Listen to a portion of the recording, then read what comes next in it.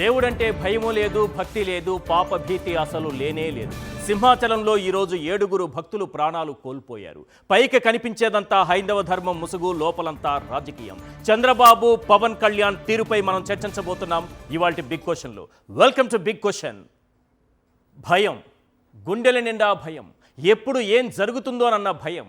చంద్రబాబు చేసిన అపచారం, ఆయన గారు చేసిన పాపం భక్తులకు శాపమై తగులుతోంది. పవిత్రమైన తిరుపతి లడ్డూలకు జంతువుల కొవ్వు పూసిన ఆరోపణలు ఎప్పుడైతే చేశారో అప్పుడే ఈ రాష్ట్రానికి అరిష్టం చుట్టుకుంది. కేవలం చంద్రబాబు కోసం సనాతని వేషం వేసి హైందవ ధర్మాన్ని రాజకీయానికి వాడుకున్న పవన్ కళ్యాణ్ తీరు ప్రాయశ్చిత్తం లేని పాపమై వెంటాడుతోంది. లేకుంటే ఏంటి సార్ ఇది? మొన్ననే కదా జనవరి 8న తిరుపతి చరిత్రలో ఎప్పుడూ లేని విధంగా వైకుంఠ ఏకాదశి టికెట్ల జారీలో తొక్కిసలాట జరిగి ఏకంగా 8 మంది ప్రాణాలు గాలిలో కలిసిపోయింది. ఆ ఘటన ఇంకా కళ్ళ ముందు కదలాడుతూనే ఉంది. ఆ హృదయ విదారక దృశ్యాలు ఇంకా సజీవంగానే కనిపిస్తున్నాయి. గాయపడ్డ భక్తుల ఆర్తనాదాలు ఇంకా వినిపిస్తూనే ఉన్నాయి. ఇంతలోనే సింహాచలం అప్పన్న క్షేత్రంలో గోడ కూలి 7 భక్తులు మరణించారు. మరి కాసేపట్లో స్వామివారిని కనులారా దర్శించుకోబోతున్నామన్న ఆనందం వారికి మిగలలేదు. 3 రోజుల క్రితం కట్టిన గోడ ఒక్కసారిగా వారి ప్రాణాలను కబళించేసింది. ఇటు గోశాలలో వందలాది గోవుల మరణం, అటు శ్రీకూర్మంలో తాబేళ్లను తగలబెట్టడం మనం చూసాం. చంద్రబాబు గారి పాలనలో మనుషుల ప్రాణాలకే విలువ లేదు, ఇంకా జంతువుల ప్రాణాలకు విలువెక్కడిది? అయినా ఇలాంటి చావులను చాలా తేలిగ్గా తీసుకుంటారు మన సీఎం గారు. గోదావరి పుష్కరాల్లో 29 మందిని తొక్కి చంపి కుంభమేళాలో చావడం లేదా, జగన్నాథ రథయాత్రలో చావడం లేదా అన్నారంటే మన ప్రాణాలకు వాళ్ళు ఇస్తున్న విలువేంటో అర్థమవుతుంది. పైకి హిందూ ధర్మ పరిరక్షకులనే వేషం వేస్తారు, లోపల దేవుడంటే భయము లేదు, భక్తి లేదు, పాప భీతి అసలు లేనే లేదు. నిజంగా వీళ్ళకి పాప భీతి ఉంటే విజయవాడలో 40 దేవాలయాలను నేలమట్టం చేస్తారా? పడగొట్టిన విగ్రహాలను మున్సిపాలిటీ బండిలో తరలిస్తారా? రామతీర్థంలో రాముని విగ్రహం తలనరికిన వాడికి 5 లక్షలు సీఎం రిలీఫ్ ఫండ్ ఇస్తారా? కాశీనాయన క్షేత్రంలో అన్నదాన సత్రాన్ని నేలమట్టం చేస్తారా? పాప వినాశంలో బోట్లు షికార్లకు ట్రయల్ రన్లు చేస్తారా? తిరుమలలో బెల్ట్ షాపులు ఓపెన్ చేసినా చూసి చూడనట్టు ఉంటారా? ముంతాజ్ హోటల్ను వ్యతిరేకిస్తూ ఆందోళన చేసిన సాధువులపై దాడి చేస్తారా? వారిపై అక్రమ కేసులు పెడతారా? అందుకే అనేది వీళ్ళకి దేవుడంటే భయము లేదు, భక్తి లేదు, పాప భీతి అసలు లేనే లేదని అప్పన్న దివ్యక్షేత్రంలో నాసిరకం పనులతో గోడను నిర్మించారు.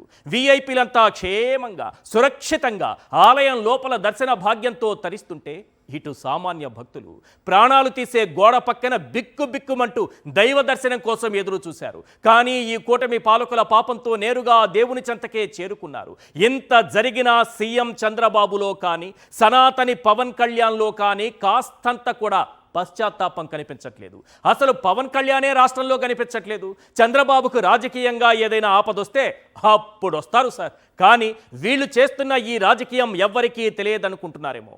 దేవుడు చూస్తున్నాడు, దేవుడు అంతా చూస్తున్నాడు, దేవుడు క్షమించడు. ఈ 10 పాయింట్లు వింటే మీకే అర్థమవుతుంది. పాయింట్ నెంబర్ 1, చందనోత్సవ దర్శనానికి వచ్చిన అప్పన్న భక్తుల్ని సరాసరి వైకుంఠానికే చేర్చి ఎవరూ ప్రశ్నించరనుకుంటున్నారేమో. దేవుడు క్షమించడు, జాగ్రత్త.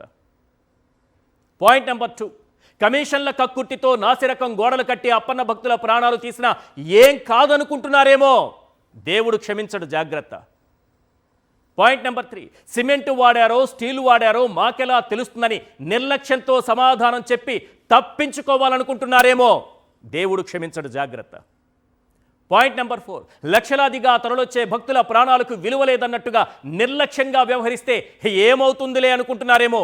దేవుడు క్షమించడు, జాగ్రత్త. పాయింట్ నెంబర్ 5, పుష్కరాల్లో పబ్లిసిటీ పిచ్చితో 29 మందిని తొక్కి చంపి తప్పుడు నివేదికలిచ్చి ఏం కాదనుకుంటున్నారేమో. దేవుడు క్షమించడు, జాగ్రత్త. పాయింట్ నెంబర్ 6, కుంభమేళ జగన్నాథ రథయాత్రలో భక్తులు చనిపోవట్లేదా అని నిర్లక్ష్యంగా మాట్లాడితే ఏం కాదనుకుంటున్నారేమో. దేవుడు క్షమించడు, జాగ్రత్త. పాయింట్ నెంబర్ 7, తిరుపతిలో 8 మందిని తొక్కి చంపి ఎవరిపై ఎలాంటి చర్యలు తీసుకోకపోయినా ఏం కాదనుకుంటున్నారేమో.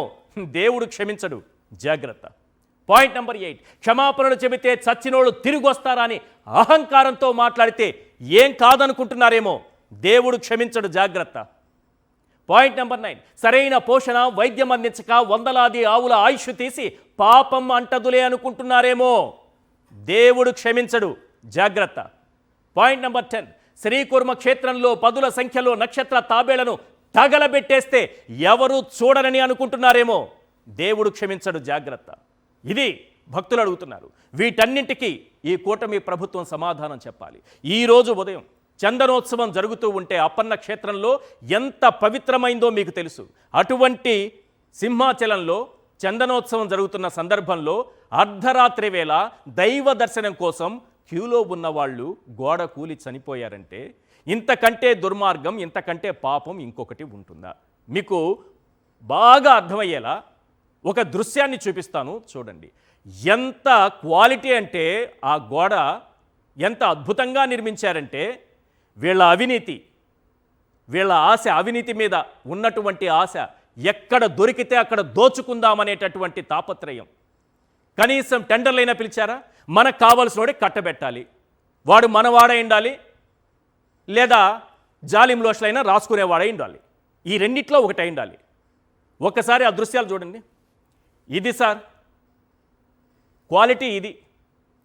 అలా చేత్తో ఇలా అంటే మొత్తం రాలిపోతుంది. సిమెంట్ కాదు, అది ఫ్లై యాష్ అంటారు. బూడిదతో కడుతున్నారు అక్కడ, చూడండి ఒకసారి.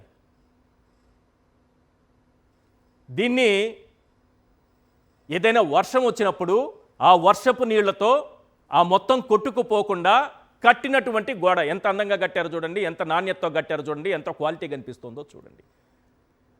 సిమెంట్ బ్రిక్స్ వాడారు, అది ఫ్లై యాష్ అని అంటున్నారు.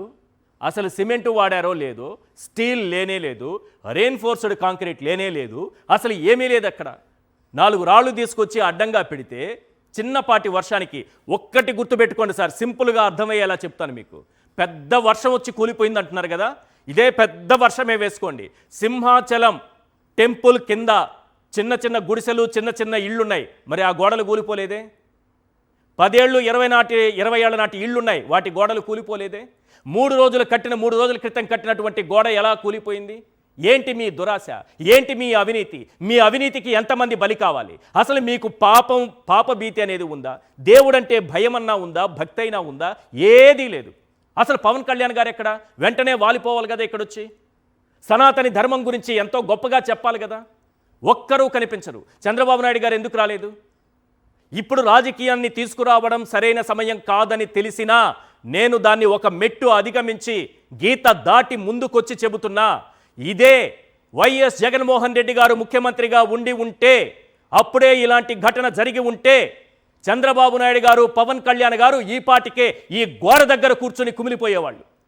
ఏమైపోయారు మీరు? ఎక్కడున్నారు మీరు? 7 ప్రాణాలు గాలిలో కలిసిపోతే ఇప్పటి వరకు 2 ఎక్కడున్నారో తెలియదు. పవన్ కళ్యాణ్ గారు మెట్లు కడుగుతారా లేదన్నది ఇప్పటికే అనుమానమే. ఈరోజు జగన్మోహన్ రెడ్డి గారు ఆ కుటుంబాలను పరామర్శించారు. ఉమామహేశ్వర్, శైలజ మృతి చెందినటువంటి ఆ కుటుంబ సభ్యుల దగ్గరికి వెళ్ళి వాళ్ళను ఓదార్చారు, ఆ కుటుంబ సభ్యులతో మాట్లాడారు. ఒకసారి జగన్మోహన్ రెడ్డి గారు ఏం మాట్లాడారో ఆ దృశ్యాలు కూడా ఒకసారి చూపించండి. ప్రతిదీ కూడా డైవర్షన్ పాలిటిక్సే. ఎక్కడా కూడా తప్పు చేసినాము అని పశ్చాత్తాపం లేదు. ఇప్పుడు ఈ కుటుంబంలో 4 చనిపోయినారు. చనిపోయి ఏదో ముఖస్థుతి కోసం అది జగన్ వస్తున్నాడు అని చెప్పి తెలిసి 25 లక్షల రూపాయలు ఇచ్చే కార్యక్రమం, ఒక ఉద్యోగం ఇచ్చే కార్యక్రమం చెప్తా ఉన్నారు. నేను అడుగుతా ఉన్నా, ఇదే కుటుంబానికి నేను భరోసా ఇచ్చి చెప్తా ఉన్నా, ఇంతకుముందు ఏదైనా కూడా ప్రభుత్వం అన్నది ప్రజలకు తోడుగా ఉండాలి, ప్రభుత్వం అన్నది ప్రజలకు భరోసా ఇచ్చే విధంగా ఉండాలి. ప్రభుత్వం తప్పిదం వల్ల ఎక్కడైనా కానీ, ఎక్కడైనా మనుషులు చనిపోయిన ఘటన ఎక్కడైనా జరిగితే అది ప్రభుత్వం తప్పిదం వల్ల, అంటే మనం ప్రభుత్వంలో ఉన్నప్పుడు జరిగిన తప్పు వల్ల జరిగితే దానికి పశ్చాత్తాపం ఉండాలి. ఆ పశ్చాత్తాపానికి ఆ కుటుంబానికి మనం ఏమిస్తున్నాము అని చెప్పి మానవతా దృక్పథంతో ఆలోచన చేయాలి. ఇలాంటి ఘటనే ఇంతకుముందు విశాఖపట్నంలో జరిగితే, ఇలాంటి ఇంచుమించు ఘటనే జరిగితే, ఈ పాలిమర్స్లో ఇలాంటి ఘటనే జరిగితే, అప్పట్లో జగన్ అనే వ్యక్తి ముఖ్యమంత్రిగా ఉన్నప్పుడు ఎంత ఇచ్చాడో తెలుసా?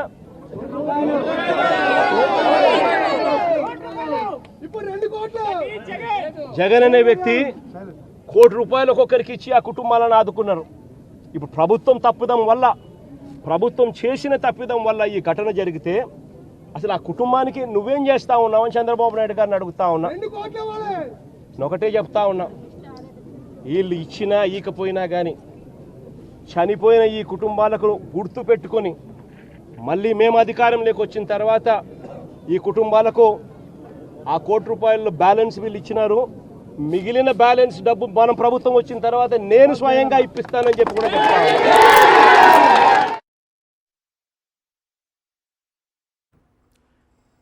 ఇక్కడ మనమందరం గమనించాల్సినటువంటి విషయం ఏంటంటే మనకు జనవరి 8న జరిగినటువంటి వైకుంఠ ఏకాదశి టికెట్లు ఆ జారీ సమయంలో జరిగినటువంటి తొక్కిసలాట, దాదాపు 8 మంది ప్రాణాలు కోల్పోయారు.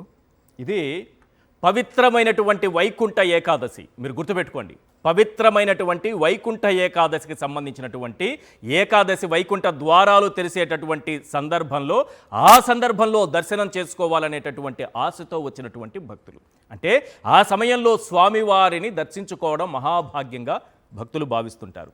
ఆ సందర్భంలో తొక్కిసలాట జరిగి 6 మంది నుంచి 8 మంది 6 మంది చనిపోయారు. ఇప్పుడు చందనోత్సవం, సింహాద్రి అప్పన్న అత్యంత పవిత్రమైన ఉత్సవాలు జరిగే సందర్భం. ఈ సందర్భంలో కూడా ఇలాంటి అరిష్టమే జరిగింది. 7 మంది ప్రాణాలు కోల్పోయారు. సార్ మీరు గమనిస్తున్నారా? ఎప్పుడైతే మనం పవిత్రమైన లడ్డూలకి జంతువుల కొవ్వు పూసి రాజకీయ ఆరోపణలు చేసి రాజకీయ లబ్ధి పొందాలని చూశామో ఆ రోజే ఈ రాష్ట్రానికి అరిష్టం పట్టుకుంది. ఏ రోజైతే చంద్రబాబు నాయుడు గారి కోసం సనాతని వేషమేసి మెట్లు కడిగి, దుర్గమ్మ గుడి మెట్లు కడిగి హైందవ ధర్మాన్ని భుజాన వేసుకున్నట్టు నటించి రాజకీయ లబ్ధి పొందాలని చూశారే ఆ రోజే ఈ రాష్ట్రానికి అరిష్టం పట్టుకుంది. లేకపోతే పవిత్రమైన దినాల్లో ఈ దుర్ఘటనలేంటి, ఏమిటి అపచారాలు, ఇంకా ఎన్ని ప్రాణాలు పోవాలి, ఇంకా ఎందరి ప్రాణాలు తీస్తారు, ఇంకా ఎందరి ప్రాణాలు బలి తీసుకుంటారు? ఎక్కడిది నిర్లక్ష్యం? ఎందుకు భక్తుల ప్రాణాలంటే ఇంతటి నిర్లక్ష్యం వహిస్తున్నారు? ఈ అంశాలన్నిటిపైన క్లియర్గా మాట్లాడుకుందాం. రామ్నాథ్ గారు సీనియర్ అనలిస్ట్ మనతో పాటు జాయిన్ అయ్యారు. అలాగే నాగమల్లేశ్వరి గారు వైఎస్ఆర్సీపీ నాయకురాలు మనతో పాటు జాయిన్ అయ్యారు. జ్వాలాపురం శ్రీకాంత్ గారు ఎండోమెంట్ ఎక్స్ అడ్వైజర్, వారు కూడా మనతో పాటు జాయిన్ అయ్యారు. మరి కాసేపట్లో వరదు కళ్యాణి గారు వైఎస్ఆర్సీపీ ఎమ్మెల్సీ, వారు కూడా మనతో పాటు జాయిన్ అవుతారు. ముందుగా మనం రామ్నాథ్ గారితో మాట్లాడదాం. రామ్నాథ్ గారు, మొన్ననే జనవరి 4న 8 వైకుంఠ ఏకాదశి టికెట్ల టోకెన్లు జారీ అయ్యే సమయంలో తొక్కిసలాట, 6 మంది ప్రాణాలు పోయాయి. ఇప్పుడు చందనోత్సవం సింహాద్రి అప్పన్నది, 7 మంది ప్రాణాలు పోయాయి. సార్ ఇది ఆ రోజైతే టీటీడీకి సంబంధించి ఈఓ చైర్మన్ మధ్య ఒక ఆధిపత్య పోరు, ఒక నిర్లక్ష్యం కారణంగా కనిపించింది. ఇప్పుడు అధికారుల నిర్లక్ష్యం ఒక కారణంగా కనిపిస్తోంది. దీన్ని నిర్లక్ష్యం అనే కోణంలో కొందరు చూస్తున్నారు, నేనైతే అరిష్టం అనే కోణంలో చూస్తున్నా. ఏ కోణంలో చూసినా భక్తుల ప్రాణాలు అయితే పోతున్నాయి. ఏం చెప్తారు? ఈశ్వర్ గారు, మీకు ప్యానెల్లో ఉన్న వాళ్ళందరికీ నమస్కారం. అసలు ముఖ్యమంత్రి చంద్రబాబు నాయుడు గారు ఇంత ఘటన జరిగితే అక్కడికి ఎందుకు వెళ్ళలేదు? అంటే ఇది ఒక చాలా చిన్న అంశంగా ముగించాలనుకుంటూ ఉన్నారా? తాను ముఖ్యమంత్రి హోదాలో అక్కడికి వెళ్తే దీనికి ఇంకా విపరీతమైన ప్రచారం వస్తుంది కాబట్టి అలాంటిది రానివ్వకూడదు, దీన్ని ఒక చిన్న అంశంగా మార్చేయాలి అని మన ముఖ్యమంత్రి గారు భావిస్తూ ఉన్నారా? దాంతోపాటు ముఖ్యమంత్రి గారి వ్యవహార శైలి చూస్తుంటే ఒక విధంగా దీన్ని ఇక్కడితో కప్పిపుచ్చేయాలి అన్నట్టుగానే కనపడుతూ ఉంది. దాంతోపాటు ఇంకోటి, డిప్యూటీ సీఎం పవన్ కళ్యాణ్ గారు అయితే దీని మీద ఈసారి ఎక్కువగా రియాక్ట్ అవ్వడం లేదు. బహుశా చంద్రబాబు నాయుడు గారు తిరుమల లడ్డూలో కొవ్వు కలిపారని ఒక స్టేట్మెంట్ ఇచ్చి ఆ తర్వాత తెలుగుదేశం పార్టీ వాళ్ళంతా మెల్లగా డీవేట్ అయిపోయి కల్తీ చేశారు, లడ్డులో కల్తీ చేశారు, డాల్డా కలిపారు అనే లెవెల్కి వచ్చారు. కానీ పవన్ కళ్యాణ్ గారు మాత్రం కరెక్ట్ గా ఇరుక్కుపోయారు దాంట్లో, ఒక పచ్చి అబద్ధాన్ని చెప్పి. ఏమని చెప్పారు? 1,00,000 లడ్డూలు ఇక్కడ చేశారు అయోధ్యకు తీసుకెళ్ళడానికి, వాటిలో కూడా జంతువుల కొవ్వు కలిపారని డైరెక్ట్ మాట్లాడారు. అది పచ్చి అబద్ధం అన్నది క్లియర్ గా అర్థమైపోయింది. ఎందుకంటే సౌరభ్ గోరా అనే వ్యక్తి, ఆయన రామేశ్వరరావు, వాళ్ళిద్దరూ సపరేట్ గా ఆవుల నెయ్యి తెచ్చి మరీ చేయించుకొని వెళ్ళారు. అది ఒక పచ్చి అబద్ధం అనేది వెళ్ళిపోయింది. అలా ఒక పచ్చి అబద్ధాన్ని వెంకటేశ్వర స్వామి మీద ప్రయోగించడం వల్ల దాని పర్యవసానాలు ఎలా ఉంటాయో పవన్ కళ్యాణ్ గారికి అర్థమైనట్టుగా ఉంది. ఇక్కడ ఎక్కువగా మాట్లాడడం లేదు. అయితే వీళ్లకు అందరి ప్రాణాలు సమానం కాదు అన్నది జనసేన దృష్టిలో, పవన్ కళ్యాణ్ గారి దృష్టిలో కూడా అందరి ప్రాణాలు సమానం కాదు అన్నది ఒక క్లియర్ గా విషయం అర్థమవుతుంది. ఈరోజు వాళ్ళు అధికారిక సోషల్ మీడియా ఖాతాలోనే ట్వీట్ పెట్టారు ఈశ్వర్ గారు. సింహాచలం దుర్ఘటనలో జన సైనికుల మృతి బాధాకరం. సింహాచలం దుర్ఘటనలో జన సైనికుల మృతి బాధాకరం. చనిపోయిన వాళ్ళలో 2 జన సైనికులు ఉన్నారంట. దాని మీద ప్రత్యేకంగా Janasena party official social media ఖాతాలో ఒక ట్వీట్ పెట్టారు. అంటే చనిపోయిన వాళ్ళంతా మన వాళ్ళు, అందరికీ ఒక సమానంగా చూడకుండా మళ్ళీ చనిపోయిన వాళ్ళు జనసేన వాళ్ళు మృతి చెందడం బాధాకరం అని చెప్తున్నారంటే మా జనసేన పార్టీ వాళ్ళు ఒక విధము, మిగిలిన ప్రజలంతా ఒక విధమని డిప్యూటీ సీఎం గారు చెప్పగలుగుతున్నారా? ఇది కూడా పవన్ కళ్యాణ్ గారి సంతకం మీదే వచ్చింది ఈ లెటర్ కూడా, ఏదో ఆ పార్టీ తరఫున కూడా కాదు. ఇంకా గమనిస్తే ఇది చెప్పాల్సిన అవసరం ఉంది కాబట్టి చెప్తున్న ఈశ్వర్ గారు, నిన్న ఆ పెహల్గాం దాడిలో మృతి చెందిన మధుసూదన్ రావు కుటుంబానికి 50 లక్షల రూపాయలు పవన్ కళ్యాణ్ గారు ప్రకటించారు. అభినందించాలి, మంచిదే. కానీ ఏ విధంగా ప్రకటించారు? అతను జనసేన పార్టీలో క్రియాశీలక సభ్యుడు కాబట్టి 50 లక్షలు అన్నారు. మరి చంద్రమౌళి గారు విశాఖపట్నంలో చనిపోయారు, ఆయనకు మాత్రం ప్రకటించలేదు. అంటే మా పార్టీలో ఉన్న వాళ్ళని మాత్రమే ఒక రాజు చూస్తాము. ఇలాంటి విషయాల్లో కూడా, ఇలాంటి దుర్ఘటనలో కూడా, టెర్రరిస్ట్ అటాక్ లో చనిపోయిన వాళ్ళని కూడా వివక్షతో చూస్తున్నారు. మా పార్టీనా పక్క పార్టీనా, మా పార్టీలో ఉన్నాడా లేడా అన్నట్టు. ఈ రోజు కూడా అదే సింహాచలం ఘటనలో చనిపోయిన వాళ్ళు జనసేన కార్యకర్తలు ఉన్నారట, అది బాధాకరమని ఒక ట్వీట్ పెట్టారు. ఇంకో ఈ రోజు ఏంటంటే ఇవే ఘటనలు వైఎస్ఆర్సీపీ హయాంలో, ఏది తిరుమలలో ఆవులు చనిపోవడం కానీ, తొక్కిసలాట కానీ, ఆ లడ్డూల వ్యవహారం కావచ్చు, ఆ శ్రీకుర్మంలో తాబెళ్లు ఇదవ్వడం కావచ్చు, ఇవన్నీ ఈ రోజు సింహాచలంలో ఇవన్నీ వైఎస్ఆర్ కాంగ్రెస్ పార్టీ హయాంలో జరిగి ఉంటే ఈశ్వర్ గారు దేవుడికి ఆగ్రహం వచ్చింది, అందుకే మొత్తం రాష్ట్రం మీద చూపెడుతున్నారని మాట్లాడి ఉండేవాళ్ళు. ఇప్పుడు నేను చెప్పేది ఏంటంటే, నటుడు శివాజీ గారిని సింహాచలం పంపించి ఆయనకు ఒకసారి అప్పన్నకు దర్శనం చేయించి ఆయన ఫేస్ రీడింగ్, ఈయన ఏంటంటే భగవంతుడికి సంబంధించిన ఫేస్ రీడింగ్ కూడా చేయగలుగుతున్నారు ఇటీవల నటుడు శివాజీ గారు. ఎందుకు ఈ విషయం చెప్పాల్సి వస్తుంది అంటే, కొద్ది రోజుల క్రితం అక్కడికి వెళ్ళారు, ఇక్కడ తిరుమలకి వెళ్ళారు. స్వామివారిని దర్శించుకొని బయటకు వచ్చి ఆయన ఏం చెప్తున్నారండి, వెంకటేశ్వర స్వామి గతంలో తేడాగా ఉండేవాడంట, ఆయన మొహంలో చూస్తే ఆయనకు తేడాగా కనిపించేదంట. ఇప్పుడు కలకలలాడిపోతున్నారు వెంకటేశ్వర స్వామి అని చెప్పారు. సామాన్య దర్శకులకు అక్కడ వెంకటేశ్వర స్వామి ఒక క్షణం పాటు చూడడానికి కూడా టైం ఉండదు.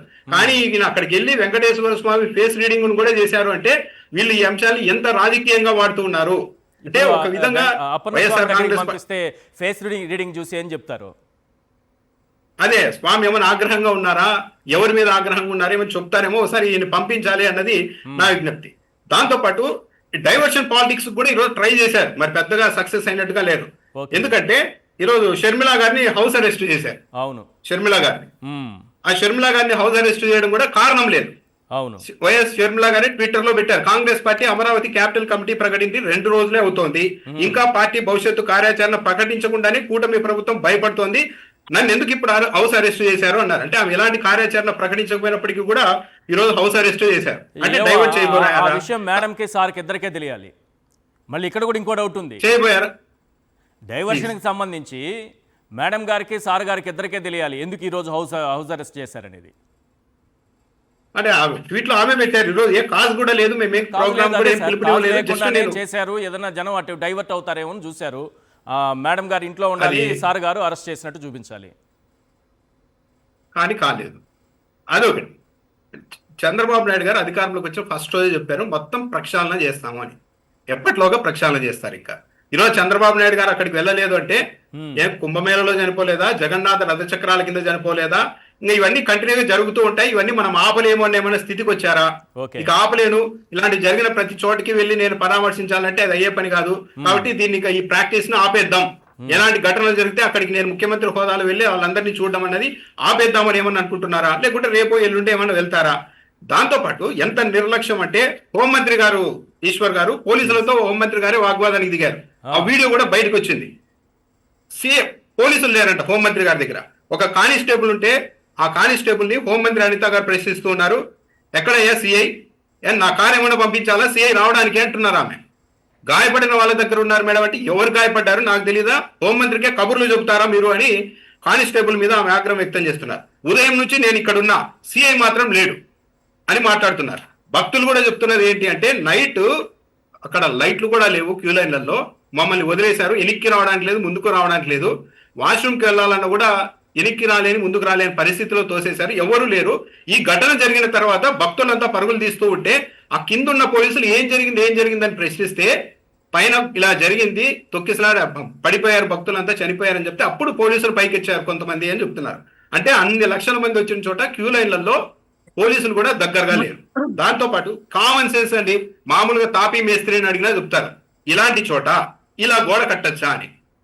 వీళ్ళు చెప్తున్నది ఏంటి, ఎక్కడో కొన్ని దశాబ్దాలుగా అక్కడ అనుభవం ఉన్న వాళ్ళు కూడా ఉన్నారు ఆ ఆలయానికి సంబంధించి, అది కొండ ప్రాంతము, వర్షం వస్తే భారీగా ఒక్కసారిగా నీళ్లు కిందికి వచ్చేస్తాయి అన్నది తెలుసు. అలా నీళ్లు వచ్చేటప్పుడు డ్రైనేజీ నీళ్లు వెళ్లకుండా చేసేసి ఒక అడ్డంగా గోడ కడితే అది ఉంటుందా లేదా అన్నది ఒక తాపీ మేస్త్రిని అడిగినా చెప్తారు. కానీ ఇంజనీరింగ్ విభాగం ఏమైంది, 2 రోజుల క్రితం మేము ప్రతి చిన్న అంశాన్ని కూడా పరిశీలన చేశామని హోంమంత్రి గారు ఈ రోజు చెప్తున్నారు. మరి ఆ రోజు ఎందుకు దీన్ని గుర్తించలేకపోయారు, ఈ వాల్ ఇలా కడితే ఉంటుందా అని.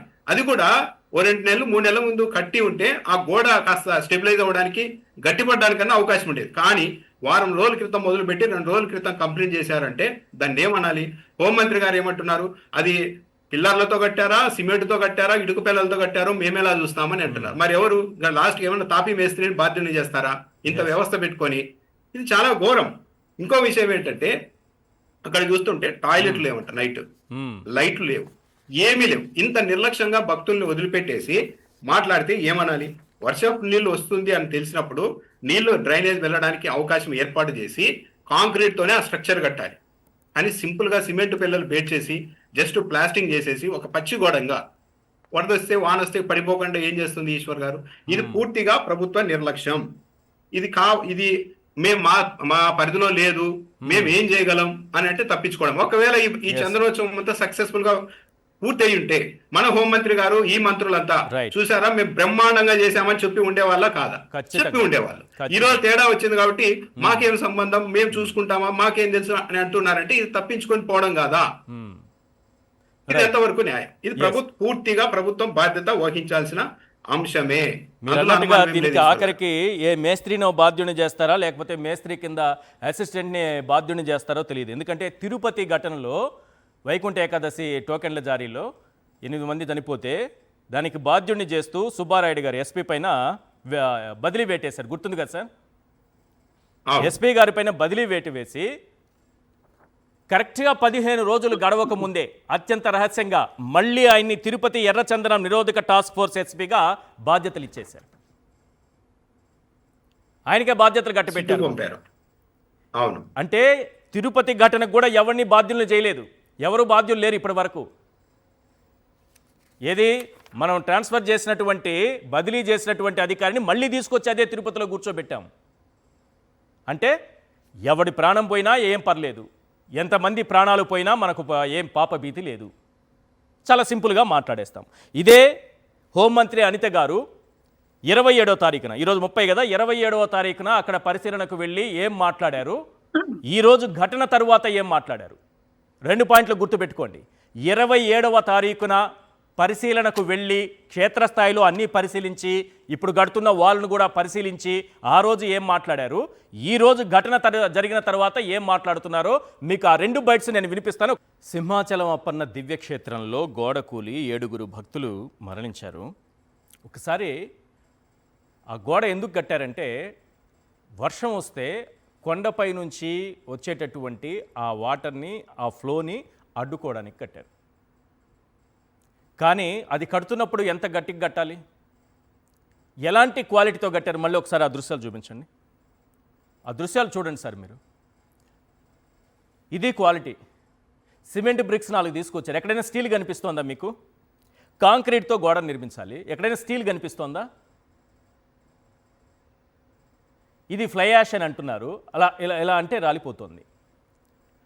అంటే అంత కొండపై నుంచి వచ్చే వాటర్ని నిలబెట్టాలంటే అది ఎంత గట్టిగా ఉండాలి?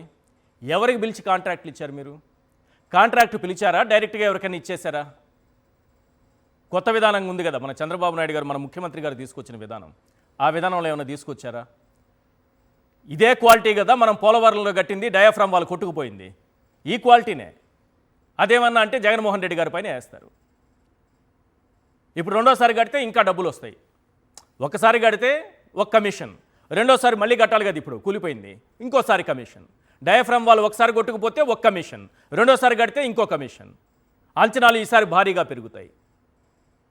అసలు ఈ గోడ కడుతున్నప్పుడు ఫోటోలు కూడా నేను చూపిస్తాను. ఇప్పుడు జరిగిన తర్వాత కాదు, జరక్క ముందు ఈ నెల 16వ తారీఖున అవి చూడండి. ఇది చూస్తే మీకు అర్థమైపోతుంది. సింహాచలంలో ఈరోజు అంత పెద్ద విపత్తుల్ని కూడా అడ్డుకోవడానికి కట్టినటువంటి గోడ క్వాలిటీ చూడండి సార్ మీరు. ఇది 16వ తేదీ నాటి ఫోటోలు. ఎంత అద్భుతంగా ఉన్నాయో చూడండి, ఆ క్వాలిటీ చూడండి. ఎక్కడ చూసినా స్టీలు, అసలు పోలవరం కట్టినట్టు కడుతున్నారు. డయాఫ్రామ్ వాళ్ళు కడుతున్నారేమో అనుకున్నాను నేను అది చూసి. ఆ స్థాయిలో ఉంది. నాసి రకం పనులు, ఇంతకంటే నాసి రకం పనులు ఎక్కడైనా మీరు చూస్తారా? ఎవరు దీన్ని క్వశ్చన్ చేసేవాళ్ళు ఉండరా? ఇది అత్యంత ప్రమాదకరంగా మారుతుందని గ్రహించరా? జగన్మోహన్ రెడ్డి గారు రిటైనింగ్ వాల్ కట్టారు విజయవాడలో. విజయవాడకి కృష్ణానదికి వరదలు వచ్చాయి. వేలాది కుటుంబాలను కాపాడింది ఒక్క రిటైనింగ్ వాల్. వేలాది కుటుంబాలను కాపాడింది. ఈరోజు మీరు కట్టిన గోడ 7 ప్రాణాలను తీసింది. మీ క్వాలిటీ అది మీ పరిపాలనలోనే ఉంది. క్వాలిటీ జగన్మోహన్ రెడ్డి గారి పరిపాలన క్వాలిటీ, కూటమి ప్రభుత్వ పరిపాలన క్వాలిటీ కంపేర్ చేసుకోండి ప్రజలు కూడా. ఒక్క రిటైనింగ్ వాల్ గడితే వేలాది మంది, ఎంత పెద్ద వరద వచ్చిందో తెలుసు. 4 లక్షల కుటుంబాలు బురదలో కూరుకుపోయాయి. కానీ ఆ రిటైనింగ్ వాల్ ఉన్న ప్రాంతంలో ఏ ఒక్కరు కూడా ఇబ్బంది పడకుండా సురక్షితంగా గుండెలపై చేసుకొని హాయిగా జీవించారు. బ్రతుకుపైన నమ్మకంతో ఉన్నారు. ఈరోజు ఒక చిన్న పెట్టగోడ కట్టలేకపోతే మనం పోలవరం కడతామంటాం. ఇదే క్వాలిటీనా మనకు వచ్చేది? ఆ రోజు దీని పరిశీలనకు వెళ్ళిన తర్వాత మంత్రులు అనిత గారు, హోంమంత్రి గారు ఏం మాట్లాడారు? ఆ రోజు ఏం మాట్లాడారు అంటే ఏ స్థాయిలో ఉంటాయంటే ఎలివేషన్స్, అంత అద్భుతమైనటువంటి ఎలివేషన్స్ ఇచ్చారు. ఈరోజు అడ్డంగా దొరికిపోయిన తర్వాత ఆ ఎలివేషన్స్ ఎలా దిగిపోతాయి అనేది కూడా ఒక్కసారి చూడండి. మేడం గారి మాటల్లో వినండి. ఒక గ్రూప్ ఆఫ్ మినిస్టర్స్ వచ్చి, రెవెన్యూ మినిస్టర్ గారు, నేను, ఎండోమెంట్ మినిస్టర్ గారు, అదేవిధంగా ఇన్ఛార్జ్ మినిస్టర్ గారు అందరం కూడా ఇక్కడికి వచ్చి ఈ కార్యక్రమాలన్నీ దిగ్విజయంగా పూర్తి కావాలి, ఎక్కడ కూడా భక్తులకు ఇబ్బంది రాకూడదు అని చెప్పి చిన్న చిన్న మైన్యూర్ ఇష్యూస్ గురించి కూడా మేము ఆ రోజు రివ్యూ చేసుకోవడం జరిగింది. ఇది అన్ఫార్చునేట్ థింగ్. అక్కడ గోడ ఉంది. ఆ గోడ పిల్లర్తో కట్టాడా, సిమెంట్తో కట్టాడా, బ్రిక్తో కట్టాడా అన్నది ఎవరు కూడా మేము చూసుకోవడానికి మాకు.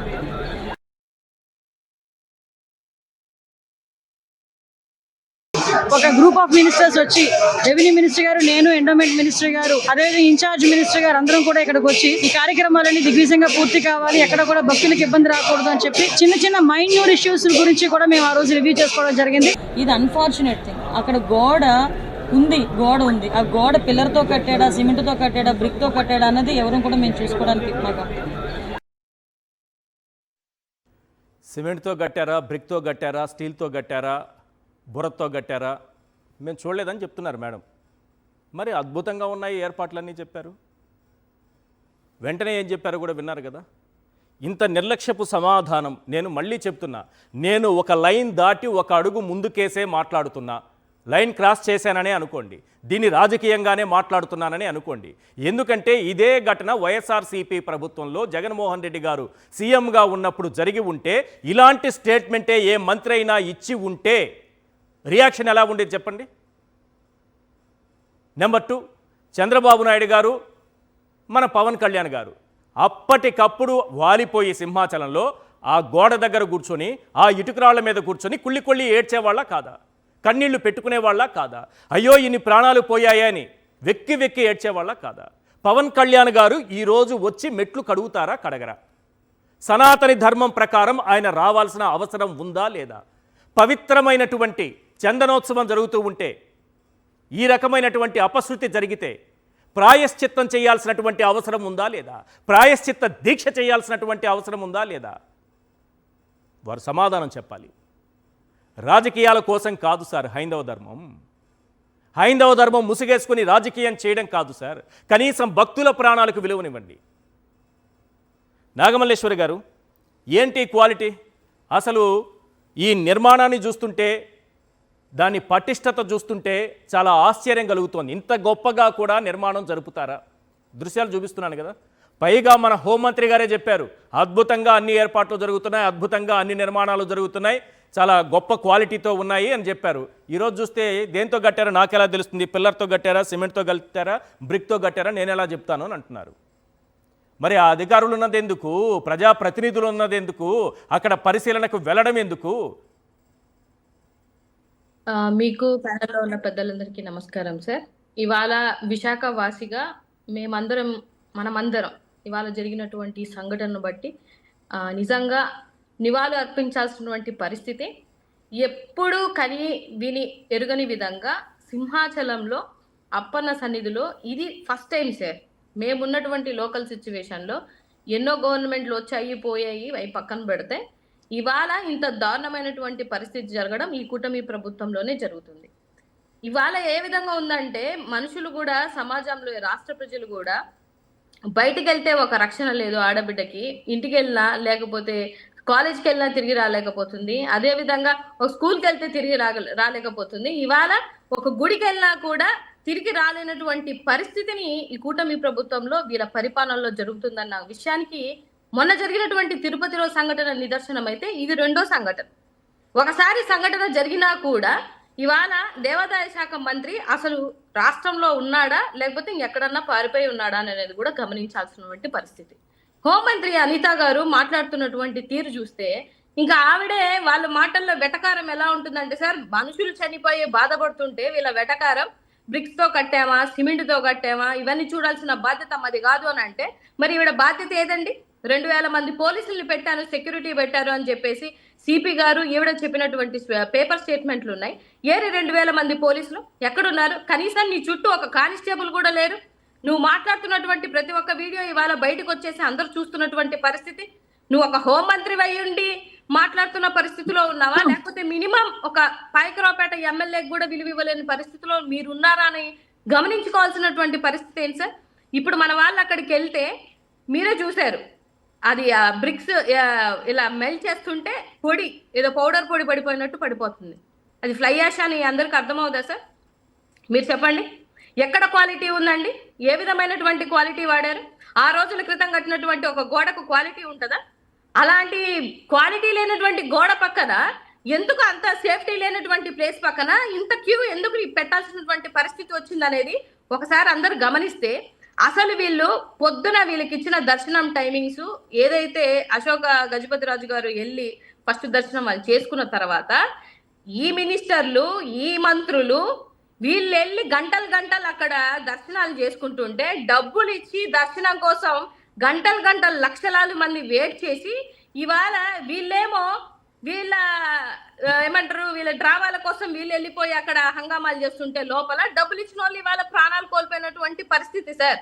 ముందుగానే తెలీదా 2 లక్షల మంది వస్తారని? ప్రతి ఇయరు చందనోత్సవం రోజు వర్షం పడుతుంది, అది వాస్తవం. ఇక్కడ విశాఖ వాసులుగా మాకు తెలిసినటువంటి విషయం. జాగ్రత్తలు తీసుకోవాలన్నటువంటి విషయం మీకు ఆ మాత్రం ఇంగిత జ్ఞానం లేకుండా ఉన్నారా? అంతేకాకుండా ఇంతమంది చనిపోతే కూడా అక్కడ ఏం చనిపోలేదు అన్నట్టుగా, లేకపోతే ట్వీట్లలో గాలి వచ్చిందంట, ఆ గాలికి గోడలు పడిపోయాయని చెప్తుంటే మరి ఇంకా విశాఖలో ఎక్కడ గోడలు పడిపోయి అక్కడ వచ్చినటువంటి గాలికి ఆ గోడ ఏదో ఫ్లెక్సీలు ఊగుతాయి కదా, గాలికి ఫ్లెక్సీలు ఊగుతాయి కదా, అలా ఊగుతోందంట. భక్తులు చెప్తున్నటువంటి మాటలు సార్, అవి ఫ్లెక్సీ ఊగినట్టు ఊగిందంట. అంటే ఎలాంటి పరిస్థితుల్లో వీళ్ళు గోడ కట్టారు అనేది కూడా ఆలోచించాలి. ఇందులో ఈవో మిస్టేక్ లేదంటారా సార్? ఎండోమెంట్ మిస్టేక్, చాతకాంతనం అనేది కనిపించట్లేదంటారా? లేకపోతే జనానికి మినిమం అన్ని లక్షల మంది వస్తే ఆడవాళ్ళు బాత్రూమ్స్ కి ఎక్కడికి వెళ్తారు sir? Minimum bathrooms, minimum facilities కూడా చేయలేనటువంటి పరిస్థితిలో ఈ రాష్ట్ర ప్రభుత్వం ఏం చేస్తుంది సార్? 7 మంది ప్రాణాలు కోల్పోయినటువంటి పరిస్థితులు ఉంటే వీళ్ళు ఎందుకు రాలేదు సార్? ఇవాళ సనాతన ధర్మకర్త ఎక్కడున్నారు? లేకపోతే చంద్రబాబు నాయుడు గారు ఎక్కడున్నారు? లోకేష్ బాబు గారు ఎక్కడున్నారు? దేవాదాయ శాఖ మంత్రి ఎక్కడ మేడం? సనాతన ధర్మానికి ఒక మంత్రి ఉన్నారు, దేవాదాయ శాఖ మంత్రి లేరు. ఈ రోజు సనాతన ధర్మానికి స్పెషల్ గా ఒక మంత్రిని పెట్టుకున్నాం మనం. ఏ రాష్ట్రంలో లేని విధంగా సనాతన ధర్మానికి ఒక మంత్రి. ఆ పెళ్లిలో ఉన్నటువంటి వీళ్ళకి వెళ్ళినటువంటి టైము ఇక్కడ ఇంతమంది జనాలు ప్రాణాలు పోతే వచ్చి చూసేటువంటి టైం లేదా సార్ వీళ్ళకి? ఇదంతా రాష్ట్రంలో ఉన్నటువంటి ప్రజలు గమనించట్లేదా? రాజకీయం చేస్తారు, ఇంకా నయం 2 రోజులు పోతే ఇంకా 10 రోజులు పోతే దీనికి కారణం జగన్మోహన్ రెడ్డి గారే అని ఏదో ఒకటి చెప్తారు. ఏం చెప్తారు తెలుసా? భలే పాయింట్ చెప్పారు రామ్నాథ్ గారు, మీరు కూడా వినాలి. ఈ బ్రిక్స్ తయారు చేసిన వాడు వైఎస్ఆర్సీపీ వాడు, ఈ మేస్త్రి వైఎస్ఆర్సీపీకి సంబంధించిన వాడు, ఈ ఇటుకలు మోసుకొని కొండపైకి వచ్చినోడు వైఎస్ఆర్సీపీ వాడు. రామ్నాథ్ గారు ఈశ్వర్ గారు ఇంకో మాట అన్నారు హోంమంత్రి గారు, ఈ గోడ ఎవరు కట్టారో ఎప్పుడు కట్టారో చూస్తామేమో అన్నారు. అంటే గత ప్రభుత్వం మీద తోయాలంటున్నారు. వెంటనే లేదు మేడం ఇది వారం క్రితం కట్టారనేసరికి మేడం సైలెంట్ అయిపోయారు. లేకుంటే దీన్ని అప్పుడే గత ప్రభుత్వం మీద మళ్ళీ ట్రై చేశారు. ఎవరు కట్టారో తెలియదు, అసలు అక్కడ ఉన్న ఈఓ ఎవరు తెలియదు, సిఐ ఏడయ్యా, ఎస్ఐ ఏడయ్యా, ఏరయ్యా మీరంతా ఎక్కడికి వెళ్ళారని ఒక హోంమంత్రి అడుగుతుందంటే సార్, అసలు ఇంతకన్నా దారుణమైనటువంటి పరిస్థితి రాష్ట్ర ప్రభుత్వంలో ఉందా? వీళ్ళ చాతకాల తనానికి మళ్ళీ ఎవరినెవరినో తీసుకొని వచ్చి మాట్లాడుతుంటే 25 లక్షలు ఇవ్వడం ఏంది సార్? ఒక ప్రాణం విలువ మీరు కట్టేది 25 లక్షలా? అదే జగన్మోహన్ రెడ్డి గారి హయాంలో అయితే 1 కోటి రూపాయలు ఇవ్వాలి అనేసి కార్ల మీద పడుకొని నేల మీద పడుకొని ఓ అమ్మా ఏడుపులన్నీ ఏడ్చేసుకొని అక్కడ పోయి అన్ని ధర్నాలు చేశారు గుండెలు కదా. బాదుకునేవాళ్ళు, 20 లక్షలు గుండెలు వీళ్ళెవరు బాదుకునే డిసైడ్ ఉండేవాళ్ళు. ఎందుకు ముఖ్యమంత్రి గారు కానీ డీసీఎం గారు కానీ ఎవరు రాలేదు ఎందుకండి? ఎందుకని రాలేదు? అదే సార్, వాళ్ళందరూ దేవినేని ఉమా గారు ఇంట్లో పెళ్లిలో హడావుల్లో ఉన్నారు సార్. వాళ్ళంతా ఇక్కడికి ఎందుకు వస్తారు సార్? ఆయన వస్తారు ఎప్పుడంటే చంద్రబాబు నాయుడు గారిని ఏమన్నా అంటే అప్పుడు మాత్రమే వస్తారు. ఈ రాష్ట్ర ప్రజలు ఎక్కడికి వెళ్ళినా, లేకపోతే యువత బయటకు వచ్చి చెప్పులతో కొట్టుకున్నా, మహిళలు మర్డర్లు అయిపోయినా, రేపులు అయిపోయినా, లేకపోతే ఏ అన్యాయం జరిగినా ఆయన వచ్చే ప్రసక్తే లేదండి. మీరు ఈ 11 నెలల్లో చెక్ చేసుకోండి, ఆయన ఎలాంటి పరిస్థితుల్లో మాత్రం వస్తారు. లేదనంటే హాస్పిటల్ బెడ్ మీద ఎలివేషన్స్ చూపించి ఆయనకి హెల్త్ బాగాలేదు, అది బాగాలేదు, ఇది బాగాలేదు అని చెప్తారు. ఇప్పుడు కడగాల వచ్చి సింహాచలం మెట్లు. మేము విశాఖ వాసులం అందరం మేము కోరుకుంటుంది ఏంటంటే ఇవాళ ఆయన వచ్చి సింహాచలం మెట్లు కడగాల. ఎట్టి పరిస్థితుల్లో ఆయన చేసినటువంటి తప్పు సార్. ఇక్కడ ఒక విషయం ఏంటంటే హ్యుమానిటీ గ్రౌండ్ లో మనం అందరం ఆలోచించాల్సింది, రాజకీయాలకి ఇక్కడ ఏం తావులేదు సార్. ఒక హ్యుమానిటీ గ్రౌండ్ లో ఆలోచించి ఎంతమంది చనిపోయాము, మా తప్పు వల్లే చనిపోయాము, తప్పు చేశాం కాబట్టి ఇలా జరిగిందని ఒక్క మాట చెప్తే ఇంత రాజకీయం ఏమి ఉండదు సార్. వీళ్ళు చేస్తుంది రాజకీయం, ఇవాళ వీళ్ళు మాట్లాడుతుంది రాజకీయం. ఏమైపోయారు సార్ వీళ్ళందరూ? ఎక్కడ దాక్కున్నారు సార్? మీరు సనాతన ధర్మాన్ని ఏం నేర్పించాలని అనుకుంటున్నారు సార్? ఇంత అన్యాయం జరిగినటువంటి పరిస్థితిలో ఈ రాష్ట్రం నుంచి, రాష్ట్ర ప్రజల నుంచి అసలు ఇంకో టెంపుల్కి వెళ్ళాలంటే కూడా భయపడే పరిస్థితి తీసుకొచ్చింది ఎవరు సార్? అది జగన్మోహన్ రెడ్డి గారి హయాంలో జరిగింటే ఇవాళ అంత హుటాహుటీనా సార్కి అవైలబిలిటీ ఉన్నా లేకపోయినా ఆయన పరిగెత్తుకొని ఇవాళ కేజీహెచ్కి వెళ్ళి మొత్తం అందరిని అక్కడ ఉన్నటువంటి చనిపోయిన కుటుంబాలను కలిశారు, వాళ్ళను ఓదార్చారు. దాన్ని రాజకీయం అంటారు. మరి వెళ్తున్న వాళ్ళనేమో వెళ్ళనివ్వరు, మీరు రారు, మీరు చూడరు, మీరు భరోసా ఇవ్వరు. ముక్కు పిండి ₹1 దాకా వసూలు చేస్తానని చెప్పేసి జగన్మోహన్ రెడ్డి గారు చెప్పారు కదా సార్. ఆయన చేస్తారు డెఫినెట్ గా. ఆ కుటుంబానికి అండగా ఉంటానని ప్రామిస్ చేశారు. వాళ్ళు ఎంత ఆనందపడుతున్నారో చూడండి. చాలా మంచి పాయింట్ అది. ఎందుకంటే కనీసం పాప భీతి ఉండాలి, అయ్యో అన్న భావన అన్నా ఉండాలి, దయార్థ హృదయం ఉండాలి. కానీ సహృదయులు, ఇంత గొప్ప మనసున్న మహారాజులు మన పాలకులుగా ఉన్నారు. ఒకరు చంద్రబాబు నాయుడు గారు. ఆ రోజు పుష్కరాల్లో తొక్కిసలాటలో 29 మంది ప్రాణాలు కోల్పోతే వారేం మాట్లాడారు? వైకుంఠ ఏకాదశి టోకెన్ల జారీలో 6 మంది ప్రాణాలు కోల్పోతే టీటీడీ చైర్మన్ గారు ఏం మాట్లాడారు?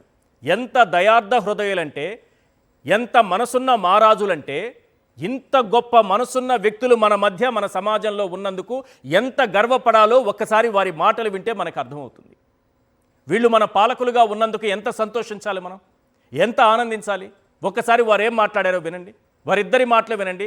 ఇద్దరిది ఒకటే మనస్తత్వమా అని అనిపిస్తుంది. ఓసారి ముఖ్యమంత్రి గారు గతంలో ఏం మాట్లాడారు, రీసెంట్గా మనం వైకుంఠ ఏకాదశిలో 8 మందిని తొక్కి చంపేసి ఏం మాట్లాడాం, ఒకసారి ఆ బైట్స్ ప్లే చేయండి.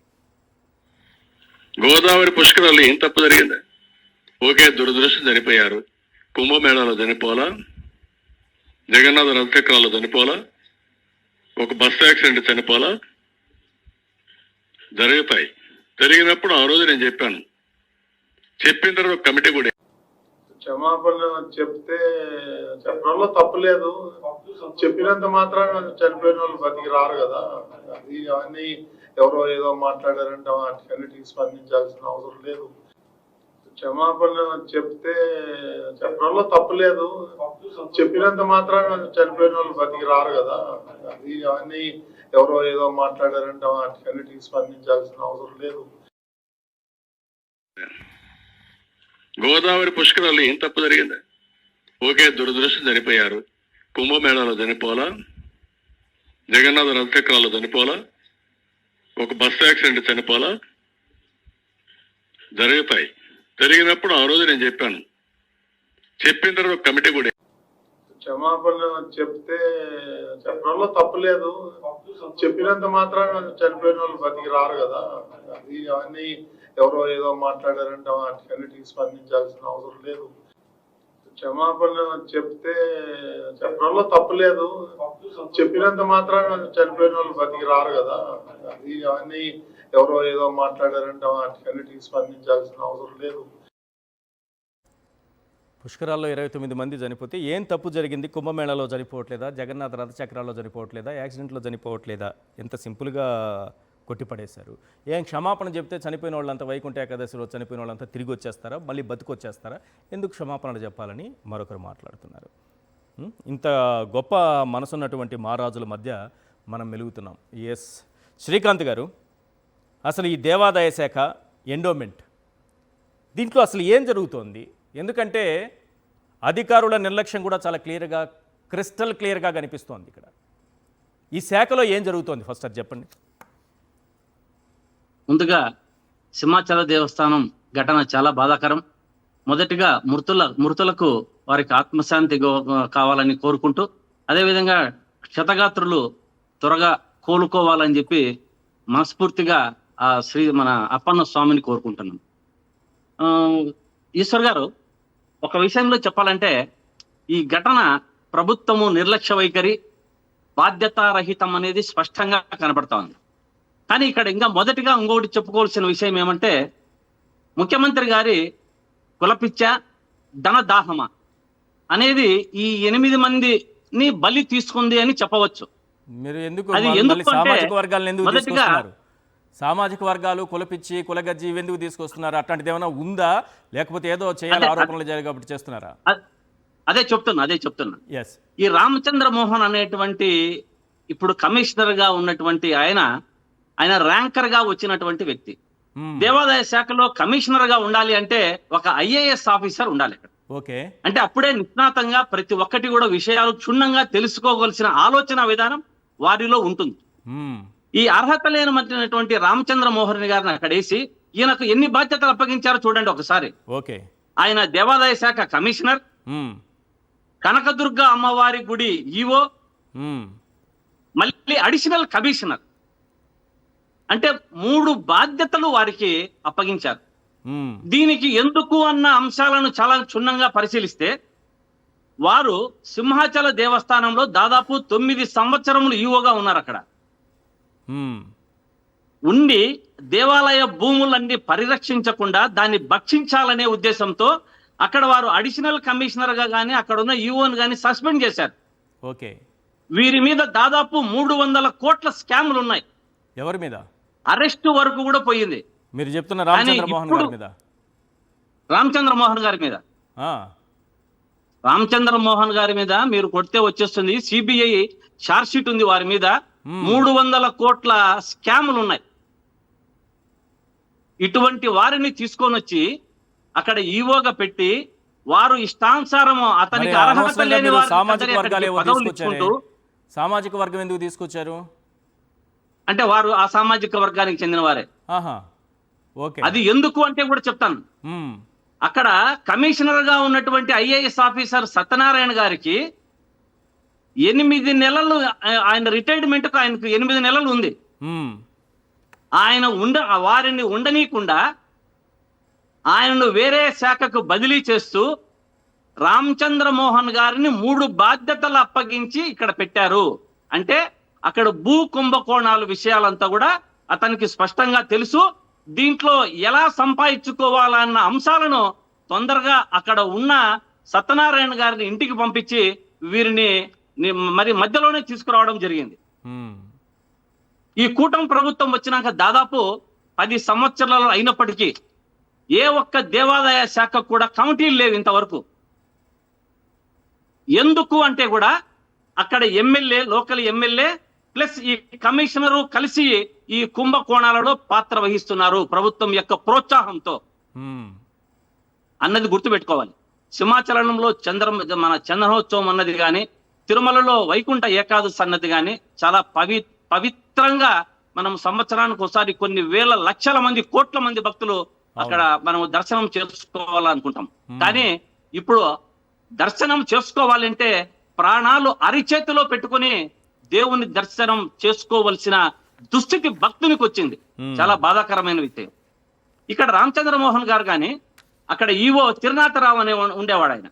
ఆయన లీవ్ పెట్టి వెళ్ళిపోయాడు. ఈయన వచ్చి 1 వీక్ 10 days లోనే ఈయన వస్తూనే అక్కడ ఇప్పుడు ఉన్నటువంటి ఈవో ఇంకొక ఆయన వచ్చి ఇప్పుడు ఆయన సుబ్బారావు అనేటువంటి ఉన్నాడు. ఆయనకు ఏం తెలియదు. ఈ ఎగ్జిక్యూటివ్ ఇంజనీర్ వచ్చి శ్రీనివాసరాజు అని ఉన్నాడు. ఆ గోడను కట్టించిన ఆయన. ఈ డ్యాములన్నీ కట్టిస్తారు కదా, అట్లా గోడలు కట్టించాడు ఆయన.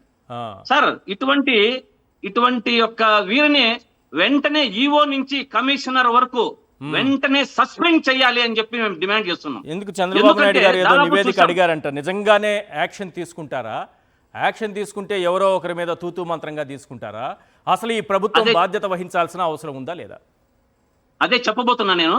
దాదాపు గత ప్రభుత్వంలో వారు ఉన్నటువంటి ప్రభుత్వంలో జరిగినటువంటి మన పుష్కరాలలో దాదాపు 29 మంది చనిపోతే ఇంతవరకు కూడా ఎవరి మీద యాక్షన్ లేదు, ఎవరి మీద బాధ్యులు పడుకోరుగా, బాధ్యతంగా ఎవరిని కూడా చేయలేదు అక్కడ. ఇది కూడా మన జరిగినటువంటి తిరుమలలో 8 మందిని కానీ ఈ రోజు 8 మంది కానీ ఇదే విధంగా నీరు కారుస్తారు. అందుకనే మేము వీడిని వెంటనే సస్పెండ్ చేయాలని కోరుతున్నాం.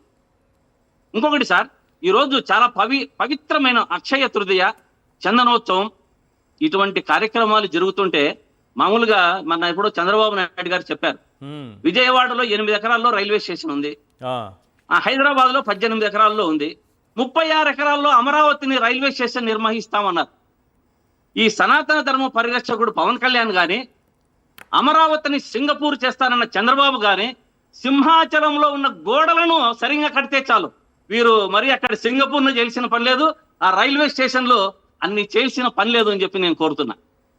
అదే విధంగా సార్, అప్పుల రాష్ట్రం, అప్పుల చంద్రబాబు గారు రాష్ట్రానికి తప్పవు తిప్పలు ఆయన ఉన్నంత వరకు. ఈ సనాతన ధర్మ పరిరక్షకుడు మరి ఎప్పుడు వచ్చి ఈ సనాతన ధర్మాన్ని కాపాడుతాడు అని చెప్పి అందరూ కూడా ఎదురు చూస్తున్నారు. అంటే సనాతన ధర్మం గురించి మీకు కొద్దో గొప్ప తెలుసు అని నేను అనుకుంటున్నా, బాగా తెలుసు అని కూడా నాకు తెలుసు. బట్ ఆ సనాతన ధర్మంలో ఒక రాజకీయ పార్టీ నడుపుతూ ఎవరైనా మరణిస్తే, ఏది దేవాలయాల దగ్గర దర్శనానికి వెళ్ళి మరణిస్తే, అందులో తన పార్టీకి సంబంధించిన వాళ్లకు మాత్రమే సంతాపం చెప్పాలనేది సనాతన ధర్మంలో ఏమైనా ఉందా? ఇది చాలా చాలా నిజంగా వారు మన చెప్పారు, జనసేన వాళ్ళు ఉన్నారని, జనసేన పార్టీ వాళ్ళు ఉన్నారని చెప్పడము చాలా నిజంగా ఆ సనాతన ధర్మంలో నిజంగా సనాతన ధర్మం గురించి నిజంగా ఒక క్లాస్. ఒక్కరోజు మీరు దయచేసి పవన్ కళ్యాణ్ గారిని తీసుకుంటే, మరణించిన వాళ్ళు వచ్చి మేము జనసేన పార్టీ కాదు అని చెప్పరు, మాకు ఈ రాజకీయాలతో సంబంధం లేదని చెప్పరు. సో వాటిపైన అంటే మనకు అవసరమైన డెడ్ బాడీస్ను కూడా మన పార్టీకి వాడేసుకుందాం, సింపుల్ కదా ఇది. పార్టీకి వాడడం అనేది నిజంగా చాలా బాధాకరం. ఇటువంటి సనాతన ధర్మంలో ఎక్కడా లేదు, ఇటువంటి ధర్మాలు ఎక్కడా కూడా కనపడవు అనేటువంటిది మీకు అందరికీ తెలిసిన విషయమే. సనాతన ధర్మం గురించి ఒక పెద్ద సబ్జెక్టు, ఒకసారి మన పవన్ కళ్యాణ్ గారిని ఒక డిబేట్ లో కూర్చోబెట్టుకుంటే సనాతన ధర్మం గురించి మనం మాట్లాడుకోవచ్చు. సార్, ఈరోజు జరిగిన విషయంలో పొద్దున్నుంచి జరుగుతున్న చూస్తాం, రెవెన్యూ వాళ్ళు దేవాదాయ శాఖ మీద, దేవాదాయ శాఖ వారు పోలీసు మీద, పోలీసు వారు ఇంకొకరి మీద తోస్తున్నారు. నిజంగా మంత్రి గారు మాట్లాడుతూ చరిత్రలో, మన హోంశాఖ మంత్రి గారు చరిత్రలో ఎన్నడూ లేని విధంగా 5 మంది మంత్రులతో మేము చాలా ఎక్సైజ్ చేసి ఈ కార్యక్రమాన్ని రూపొందించామన్నారు. కానీ అమ్మా, చరిత్ర అంటే 8 మందిని చంపడమా అని అడుగుతున్నా హోంశాఖ మంత్రి గారిని. చరిత్ర అంటే చంపడమా? ఇంతవరకు దేవాదాయ శాఖ చరిత్రలోనే తిరుమలలో చనిపోయిన సంఘటన గాని, ఇక్కడ సింహాచలంలో చనిపోయినటువంటి గాని ఎక్కడా లేదు, చరిత్రలో కూడా జరగలేదు. వీళ్ళ చరిత్ర ఏ రకంగా ఉందనేది మాత్రమే జరిగిందని తెలుసుకోవాలి. ఈ చరిత్ర సృష్టించడం ఏ స్థాయిలో ఉందనేది ఒక్కసారి స్క్రీన్ మీద చూపిస్తాను చూడండి సార్. గతంలో పుష్కరాల సందర్భంలో ఏం జరిగింది, తిరుపతి వైకుంఠ ఏకాదశి సందర్భంగా ఏం జరిగింది, గోశాలలో ఏం జరిగింది, ఈరోజు సింహాచలంలో ఏం జరిగింది, ఒక్కసారి ఆ దృశ్యాలు చూపించండి. ఎస్, రాజమండ్రిలో గోదావరి పుష్కరాల సందర్భంగా 2015 జూలై 14న చూశారు కదా, కేవలం పబ్లిసిటీ పిచ్చి కోసం భక్తులందరినీ ఏది పుష్కరాల్లో గోదావరిలో స్నానం చేయకుండా వాళ్ళందరినీ అడ్డుకొని మొత్తం జనమంతా గుమ్మికూడిన తరువాత దాన్ని ఒక డాక్యుమెంటరీ తీయాలని ఒక సినిమా డైరెక్టర్ని పెట్టుకొని కెమెరాలు పెట్టుకున్న పాపానికి 29 మంది బలైపోయారు. ఇంతకుముందు చెప్పారు శ్రీకాంత్ గారు, దీనికి ఎవరిని బాధ్యులను చేశారంటే ఓ కమిషన్ వేశారు. ఆ కమిటీ ఎంక్వైరీ చేసి ఏం ఇచ్చారంటే, దీనికి ఎవరూ బాధ్యులు గారు, భక్తులు వాళ్ళకు వాళ్లే తొక్కుకొని చచ్చిపోయారు, వాళ్లే బాధ్యులు, భక్తులు వాళ్ళని వాళ్లే తొక్కుకొని చచ్చిపోయారు, అందరూ ఒక్కసారిగా మునకేయాలని పోయి తొక్కుకొని వాళ్లే చచ్చిపోయారు కాబట్టి వాళ్లే బాధ్యులు, ఇక శిక్ష ఎవరికీ లేదు, ఎవరూ బాధ్యత వహించాల్సింది లేదు. ఇది ఆ కమిటీ ఇచ్చినటువంటి రిపోర్ట్. రెండోది చూడండి, తిరుపతి జనవరి 8న, మొన్న ఈ జనవరి 8న టోకెన్ల జారీ. టోకెన్ల జారీ, వైకుంఠ ఏకాదశి టోకెన్ల జారీకి సంబంధించి మొత్తం పోలీసు యంత్రాంగం మొత్తం కుప్పంలో ముఖ్యమంత్రి గారు ఉంటే ముఖ్యమంత్రి పర్యటనకు భద్రతకు 2000 మంది పోలీసులు వెళ్ళిపోతే ఒక్కరు లేరు ఇక్కడ. అందరినీ ఒక్కసారిగా వదిలిపెట్టేశారు. ఏమైంది ఆఖరికి? తొక్కిసలాట, 8 మంది ప్రాణాలు పోయాయి. గోశాలలో మీరు ఏదైనా చెప్పండి, దీనికి కారణం ఎవరు? చంద్రబాబు నాయుడు గారు మాత్రం కాదు, వీలైతే జగన్మోహన్ రెడ్డి గారు. దానికి కారణం ఎవరు? చంద్రబాబు నాయుడు గారు మాత్రం కాదు, వీలైతే జగన్మోహన్ రెడ్డి గారు. ఇక్కడ గోవులు చనిపోయాయి. 200కు పైగా గోవులు మృత్యువాత పడ్డాయి. దాదాపు 3 నెలల్లోనే 100కు పైగా చనిపోయాయి. అక్కడ కళేబరాలు కనిపిస్తున్నాయి. వాటి దీన స్థితి కనిపిస్తోంది. ట్రైన్ యాక్సిడెంట్ అంటే అక్కడి నుంచి బయటకు వెళ్ళిపోయి రైలు పట్టాలపై ట్రైన్ యాక్సిడెంట్లో ఒక ఆవు చనిపోతే వాటికి ఉన్నటువంటి ట్యాగ్, చెవులకు ఉన్నటువంటి ట్యాగ్ను చూసి ఇది గోశాలదని ఎక్కడ గుర్తుపడతారని చెవులు కూడా కోసేసినటువంటి పరిస్థితి. దీనికి కూడా జగన్మోహన్ రెడ్డి గారి పేరే చెప్తారు. అసలు మీకు ప్రశ్నించే అర్హత ఉందా జగన్మోహన్ రెడ్డి గారిని? జగన్మోహన్ రెడ్డి గారికి ఉందా లేదా సమాధానం చెప్పాల్సిన బాధ్యత మీకుంది. ఈరోజు గోవుల పరిస్థితి, మనుషుల ప్రాణాలకే విలువ లేదు, గోవులకేముంటుందని అంటారేమో. ఎస్, ఇక్కడ చూడండి సింహాచలంలో ఏం జరిగిందో చూడండి. నాసిరకం పనులు, ఇంతకంటే నాసిరకం పనులు ఎక్కడా మనం చూసి ఉండము. మీకు చూపించాను, దృశ్యాలు చూపించాను. అంత భయంకరమైన నాసిరకం పనులతో కట్టి ఈరోజు 7 ప్రాణాలను బలి తీసుకున్నారు. అద్భుతంగా చరిత్ర సృష్టించే విధంగా అద్భుతమైనటువంటి ఏర్పాట్లు చేశాము. మంత్రుల కమిటీ వచ్చింది, పరిశీలన జరిపిందన్నారు. ఏమైపోయింది సార్? మంత్రుల కమిటీ ఏమైపోయింది? పరిశీలన ఏమైపోయింది? చరిత్ర ఏమైపోయింది? ఈరోజు చరిత్రలో ఏం చెప్పుకుంటామంటే 2015 జూలై 14న తొక్కిసలాటలో గోదావరి పుష్కరాల్లో 29 మంది ప్రాణాలు తీశామనేది మనం ఒక చరిత్రగా చెప్పుకోవాలి. తిరుపతిలో జనవరి 8న 2025న వైకుంఠ ఏకాదశి టోకెన్ల జారీలో తొక్కిసలాటలో 8 మంది ప్రాణాలు తీశామనే చరిత్రను చెప్పుకోవాలి. గోశాలలో ఎప్పుడూ లేని విధంగా 3 నెలల్లో 150-100కు పైగా ఆవులు మృతి చెందాయి. సరైన పోషణ లేదు, సరైన వైద్యం లేదు, సరైన ఆదరణ లేదు, వాటిని పట్టించుకున్న పాపాన పోలేదు. 100కు పైగా గోవుల్ని చంపామనే చరిత్రను మనం చెప్పుకోవాలి. నెక్స్ట్ ఇంకో చరిత్ర, సింహాచలంలో ఎప్పుడు జరిగినటువంటి చరిత్ర, ఎన్నడూ చూడనటువంటి చరిత్ర. గొప్ప వాళ్ళేమో హాయిగా సురక్షితంగా లోపల స్వామివారి దర్శనంలో నిమగ్నమై తరిస్తున్నారు.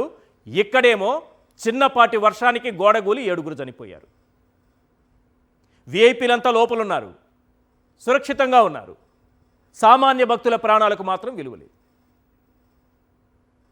ఇంత దుర్మార్గం, ఇది చరిత్ర అంటే. కానీ మళ్ళీ చెబుతున్నా, వీటన్నింటికీ ఎవరు బాధ్యత వహించాలనేది ప్రజలు డిసైడ్ చేయాలి. ఒక చిన్న బ్రేక్ తీసుకుందాం. బ్రేక్ తర్వాత ఈరోజు ఘటనకు ఎవరు బాధ్యత వహించాలి, ఎవరు బాధ్యత తీసుకోవాలి, అసలు ఈ ప్రభుత్వం కమిటీ వేసి నివేదిక తెప్పించాలని అంటోంది కదా, నిజంగా బాధ్యులపైన చర్యలు తీసుకుంటుందా, లేకపోతే డైవర్షన్ పాలిటిక్స్తో పక్కన పెట్టేస్తుందా, అసలు ఈ ప్రభుత్వానికి పాప భీతి ఉందా లేదా? చర్చలో జాయిన్ అయ్యారు వరదు కళ్యాణి గారు, వైఎస్ఆర్సీపీ నాయకురాలు, ఎమ్మెల్సీ. Good evening ma'am. ఈ గోడకు సంబంధించి గోడ కూలి ఈరోజు 7 మరణించారు కదా, మీరు ఆ క్షేత్ర పరిశీలన కూడా మీరు వెళ్ళారు. నిజానికి దాని క్వాలిటీ ఎలా ఉంది, ప్రమాదం ఎలా జరిగింది, దీనికి ఎవరు బాధ్యత వహించాలి?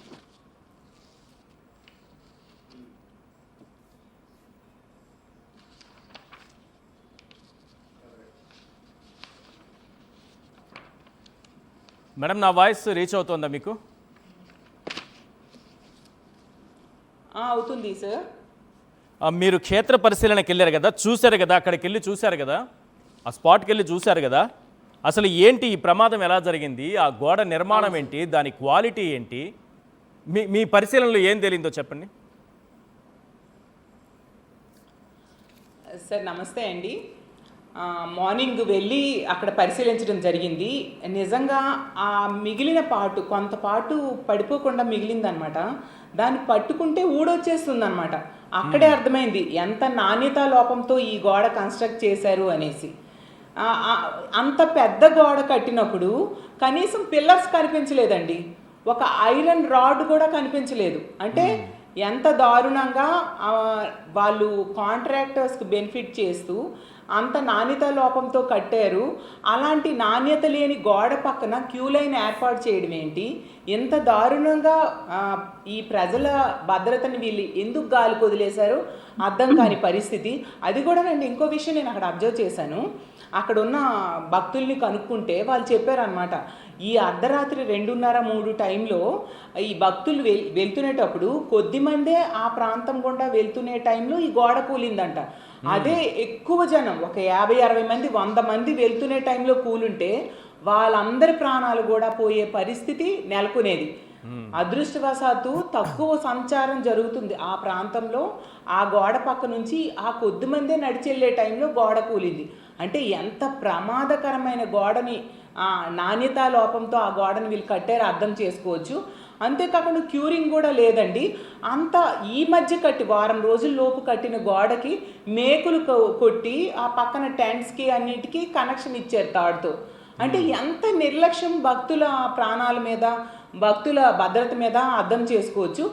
చూస్తే 10 రోజులుగా 5 మంత్రులతో కమిటీ అంట తెగ హడావుడి చేసేసి ప్రెస్ స్టేట్మెంట్స్ తిరగడము, అక్కడ విజిట్ చేయడము, రోజు ప్రెస్తో మాట్లాడడం, హడావుడి హంగామా చేశారు. మరి వీళ్ళందరూ ఏం చేశారండి? వారం రోజుల్లో కట్టిన గోడకి మేకులు కొట్టేశారు. ఇప్పుడేమో హోమ్ మినిస్టర్ గారు అనిత గారు చెప్తూ ఉన్నారు, అంటే ఇది జరిగింది వెంటనే గత ప్రభుత్వం మీద తోసేయాలి.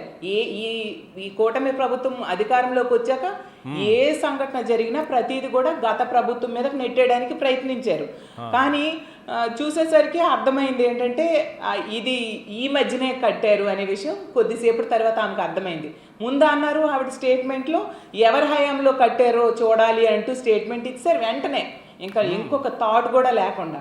తర్వాత కొద్దిసేపటికి అర్థమైంది వీళ్ళ హయాంలోనే జరిగింది, జస్ట్ వారంలోనే కట్టడం వీళ్ళు చేశారు అని అర్థమయ్యేసరికి ఆ సిమెంట్ ఉందా లేదా, పిల్లర్స్ ఉన్నాయా లేదా అన్నీ చూడాలి అంటూ మాట దాటేసి ఏదో డైవర్ట్ చేయడానికి ప్రయత్నిస్తున్నారు. ఈ రోజు వరకు అనిత గారు ఏదో మాట దాటేసి అదేదో ఎప్పుడు కట్టారో చూడాలని, ఆఖరికి మళ్ళీ మాట దాటేసి దాన్ని సిమెంట్తో కట్టారా స్టీల్తో కట్టారా నాకెలా తెలుస్తుందని మాట దాటేశారు. కానీ రేపు పేపర్లో ఎల్లో మీడియాలో నాకు తెలిసి ఆంధ్రజ్యోతి లాంటి పేపర్లో అయితే ఖచ్చితంగా ఇటుకరాళ్ళు సప్లై చేసినాడు వైఎస్ఆర్సీపీ, సిమెంట్ బస్తాలు మోసినాడు వైఎస్ఆర్సీపీ, మేస్త్రికి అసిస్టెంట్గా ఉన్నాడు వైఎస్ఆర్సీపీ, వీళ్ళ వల్లే ప్రమాదం జరిగింది, దీనికి వైఎస్ఆర్సీపీ బాధ్యత వహించాలని రాస్తారు రేపు. మరి దీని నుంచి ఎలా బయటపడతారు? ఎలాగైనా సరే గోడను కూలదోసినట్టే మీ పైకి నెపాన్ని కూడా తోసేస్తారు, డెఫినెట్ గా తోసేస్తారు. అవును సార్, వీళ్ళ వైఫల్యాల్ని పరిపాలనలో అడుగడుగున వైఫల్యం కనిపిస్తూ ఉంది. ఈ వైఫల్యాన్ని ఈ ప్రభుత్వం తాలూకా చేతకానితనాన్ని కప్పిపుచ్చుకోవడానికి వీళ్ళ తాలూకా వైఫల్యానికి కారణం ఏ సంఘటన, ఎలాంటి సంఘటన ఏది జరిగినా దానికి కారణం గత ప్రభుత్వం. ప్రతి సంఘటనకి ఇదే సాకు వీళ్ళు చెప్తూ ఉన్నారు. అసలు ఇంత పెద్ద సంఘటన జరిగిందండి, 7 మంది చనిపోయారు, అది సామాన్య భక్తులు. వీళ్ళేదో సామాన్య భక్తులకి పెద్దపేట వేస్తామని స్టేట్మెంట్స్ ఇచ్చారు. మరి సీఎం గారు ఎందుకు రాలేదండి? డిప్యూటీ సీఎం గారు ఎందుకు రాలేదండి? సనాతన ధర్మం కోసం అన్ని స్టేట్మెంట్స్ ఇస్తున్నారు కదా పవన్ కళ్యాణ్ గారు, మరి ఎందుకు రాలేదు? తిరుపతిలో 6 చనిపోతే వెళ్ళారు కదా చంద్రబాబు నాయుడు గారు, మరి ఇక్కడికి రావాలి కదా. అంటే అక్కడైతే ఎక్కువ పబ్లిసిటీ వస్తుంది, ఈ ఉత్తరాంధ్ర వెనకబడిన ప్రాంతం, ఇక్కడ పబ్లిసిటీ రాదని రావడం మానేశారా? ఎంత దారుణం అండి అసలు. ఈ సింహాద్రి అప్పన్న చందనోత్సవం అనేది ప్రతి ఏటా కొన్ని 100 ఏళ్ళుగా జరుగుతూ ఉంది. ఈ చందనోత్సవం టైంలో వర్షం పడడం అనేది కూడా ప్రతి ఏటా పడుతూ ఉంది. అది ఒక అలాంటప్పుడు ముందస్తు జాగ్రత్త చర్యలు తీసుకోవాల్సిన ప్రతి సంవత్సరం ఖచ్చితంగా సార్. అది ఒక అంటే ప్రజలు కూడా నమ్ముతారు చందనోత్సవం రోజు వర్షం పడుతుంది అనేది. ఇక్కడ ప్రజల నమ్మకం. ఆ వరాహ నరసింహస్వామి అసలు చాలా సెంటిమెంట్ అండి మా ఉత్తరాంధ్ర ప్రాంతానికి. అలాగే ఒరిస్సా లాంటి చుట్టుపక్కల రాష్ట్రాల నుంచి కూడా ప్రజలందరూ కూడా వచ్చి దర్శనం చేసుకుంటారు. చాలా జిల్లాల నుంచి ప్రజలు సహాయక చర్యలు ఏమైనా ప్రారంభించారా? సరే, ఎంత ఘోరం అంటే ఆ సంఘటన జరిగినప్పుడు అంట ఒక పోలీస్ లేడు, ఒక దేవాలయ సిబ్బంది లేరు, ఎవరు లేకుండా ఏంటి అది కూడానండి. అక్కడ ఉన్న భక్తులు చెప్తూ ఉన్నారు ఆ సంఘటన జరిగిన టైంలో అక్కడ పెద్ద లైటింగ్ కూడా లేదంటండి. అంతేకాకుండా ఒక సీసీ కెమెరాస్ ఏర్పాటు చేయలేదు. అసలు ఏ సంఘటనైనా అక్కడ జరగవచ్చు, తొక్కిసలాటలు జరగవచ్చు. ఏం చేదురు వీళ్ళు? ఏ సమాధానం చెబుదురు? 7 ప్రాణాలు నిర్దాక్షిణ్యంగా వీళ్ళు ఈ కూటమి ప్రభుత్వం అసమర్థత వలన, చేతకానితనం వలన, నిర్లక్ష్యం వలన 7 ప్రాణాలు పోయాయని నేను నమ్ముతున్నాను.